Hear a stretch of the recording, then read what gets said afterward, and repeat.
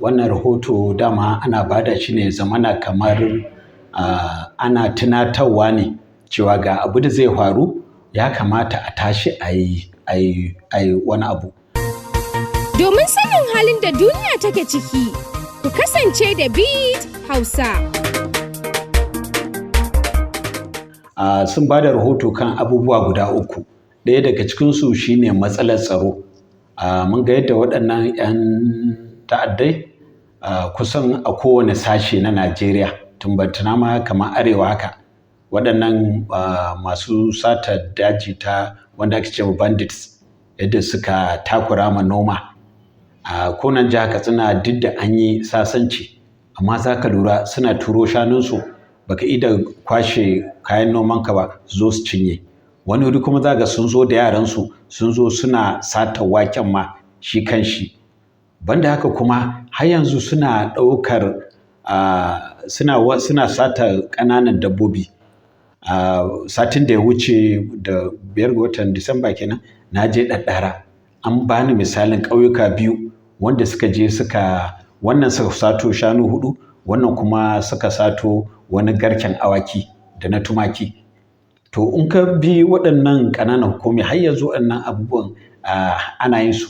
Idan kuma mun bunƙasa za ka lura cewa har yanzu a wasu jihohi suna tarewa kan hanya. In za a kasuwa su tare masu zuwa kasuwa su anshe musu kuɗi, wanda wannan kuɗin ƙila da su za su je su so kayayyaki na abinci su zo su saida. Wancan satin mun ga yadda aka kai ma wata kasuwar daji a jihar Niger, aka kai mata hari ranar da kasuwai ke ci ne kuma. Ko? Yana nuna cewa arewa tana cikin matsalar tsaro wadda dama mun riga mun santa. Koyaushe sai a nuna cewa kamar abin ana shawo kan matsalar tsaron. To amma kuma sai ga wani abu ya faru ko wanda za ka yi mamaki, a ce 'yan ta'adda sun zo kasuwa ko kusan da rana sun kashe har mutum 40 ko sun yi ƙone-ƙone kuma sun zo sun tafi ko kuma ba mu ji wani abin da aka yi masu ba. Ka gani? So wannan dole gwamnati ta tashi a samu abin da za a yi. To mafitan shine ita gwamnati ita ke da harkar tsaro. Mutane abin nan ya ishe su. Shi yasa ka ji har wasu suke cewa a ba su bindigogi su kare kansu. Saboda me? Saboda sun ga kamar jami'an tsaron ba su iyawa. Ko ƙila ma kwanan nan ne saboda muna cewa ƙila an kawo an halbo makami daga bakin teku zuwa cikin Najeriya. Muna cewa ƙila saboda wannan ne za mu ga kamar sun tashi tsaye. To amma ba haka ba ne, har yanzu akwai matsala. Ko cikin satin nan da muka je Abuja an samu armed robbery akan hanya, duk da an daƙile. Kuma ko cikin Abuja ɗin akwai wata nurse da wata lawyer da aka ce wasu kamar ɓarayi da ake cewa one chance. Mutum ne zai zo kamar da 'yan mota shi ya nuna cewa sufuri yake. To a shi nan ɓarayi ne. In suka yi ma sata sai su jawo ka waje. So akwai matsalar tsaro, dole sai gwamnati ta haito da hanyoyi barkatai. Waɗannan jami'an tsaron da wannan runduna ta kaza, runduna kaza gaskiya ba za su iya ba.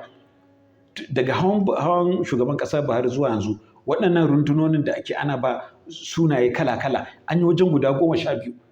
Amma abin nan ta'azzara yake. Akwai na ga wani operation fushin kada, operation kaza.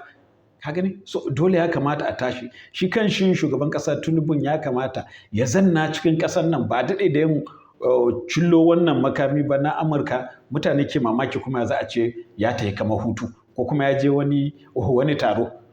Ka gani ƙasa na cikin matsala. Shi tsaro shi ne abu na farko da gwamnati za ta bada. Idan gwamnati ta bada tsaro, ita wannan zai ba gwamnati dama ta yi mulki. Amma muddin gwamnati ba ta yi wannan ba, to gaskiya akwai matsala. Domin sanin halin da duniya take ciki, ku kasance da Beat Hausa.